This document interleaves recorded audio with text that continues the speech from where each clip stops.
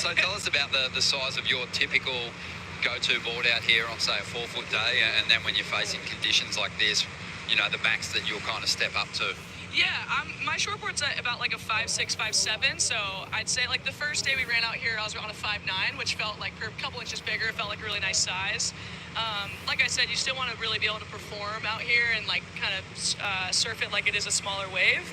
Today, I'd say I'd probably be on like, I mean, I'd probably want like a 6'3" for paddling, but I want like a 6'0" on the wave, so with the jet skis and stuff, maybe I'd be on like a 6'1". I don't know. What's the biggest board that you brought here? Yeah, I brought a 6'2" here, so maybe a 6'2".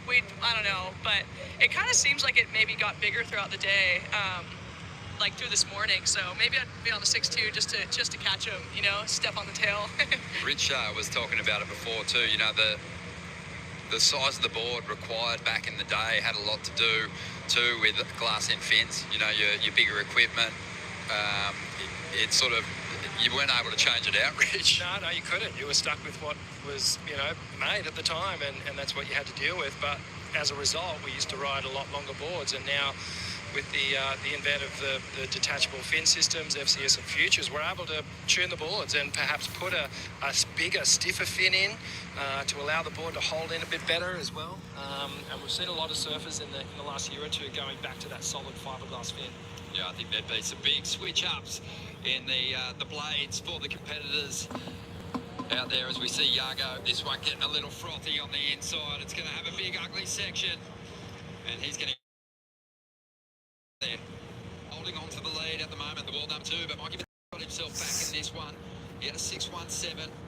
Doesn't need a whole lot to get himself in the lead. A dangerous heat for Yago, Rich, because Mikey's a guy campaigning on the Challenger Series with big turns that look very at home on these big open faces. Absolutely. He looks really comfortable, and with each heat that I've watched him surf in this event, this is his 3rd heat now, and he's looking better and better with each attempt. So, yeah, Yago's obviously looking to consolidate his position. What a great group session we're having. We see all our competitors just getting caught inside by one of those rogue sets, and to your point, Caroline, like that little boil, that take-off zone is where you want to get to, and it's who's willing to surfing at ESPN is go awesome. in there and sit in there Hanging to really get that perfect spot at the take-off zone.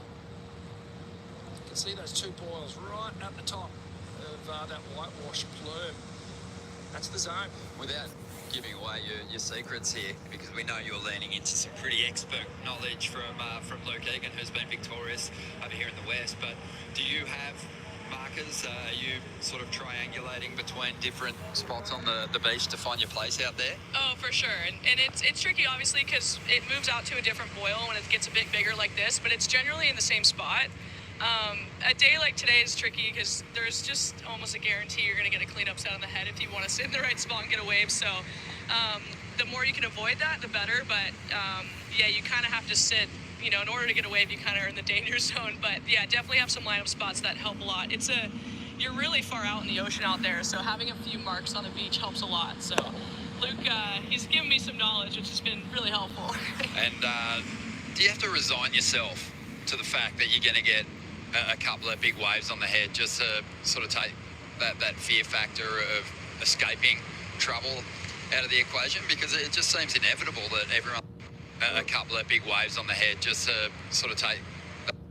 It's never fun. You're never like looking forward to that. But like I said, I haven't really seen a heat where not one person just hasn't gotten worked or caught inside. So you just kind of go out there and focus on the waves you want to get. If you get caught inside, then so be it, you know. But it's really nice we have the jet ski assist. You kind of get out there pretty quick. So I guess the main thing is you're just hoping you don't break a leg rope or your board. And on a day like today, what's the strategy? Do you have a warm-up surf, or do you just save it all and keep all the equipment and yourself intact? I think it's just so different than it's been the last couple of days. You know, I think it's pretty important to kind of just have a feel for the ocean. Obviously, if you're first heat of the morning, it's a bit tricky to get a free surf, but I personally love to just like feel the ocean no matter what in the morning, even if you don't really get a wave. Feel the energy of the ocean, your board, and it's always a bit different when you're out there versus sitting on the beach. Like I said, it's pretty far out there. So, yeah. We love that. Just over 11 and a half minutes remaining here. Yago Dora is still hanging on to that lead. Mikey Madonna, he needs a